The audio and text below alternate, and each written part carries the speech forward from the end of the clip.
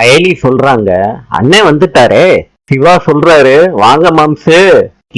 வெளிய தலையவே காட்ட மாட்டீங்கன்னு நினைச்சேன், வந்துட்டீங்க. செலியன் சொல்றாரு, சிவா நான் எதுக்கு தலைய காட்டாம இருக்கணும்? மாம்சு, உங்களுக்கு தான் அக்கா பூஜையில கலந்துப்பாங்கிற நம்பிக்கையே இல்லையே, அப்புறம் எதுக்கு நீங்க வந்திருக்கீங்க?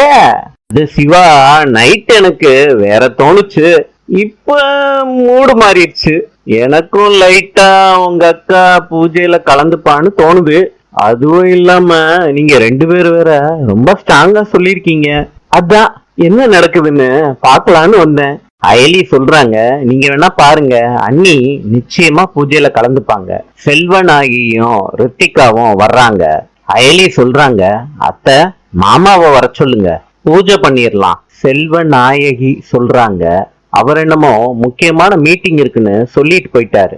இன்னைக்கு நான் மாத்திரம்தான் பூஜையில கலந்துக்கணும். அயலி நீ பூஜையை ஆரம்பி. அத்தை அண்ணி இன்னும் வரலையே, அவங்க வந்தா ஆரம்பிச்சிடலாம். செல்வநாயகி சொல்றாங்க, இந்திரா தான் பூஜையில கலந்துக்க மாட்டேன்னு சொல்லிட்டாலே, நீ ஆரம்பி அயலி. அயலி பொட்டை தொட்டு தன்னோட நெத்தியில வச்சுக்கிறாங்க.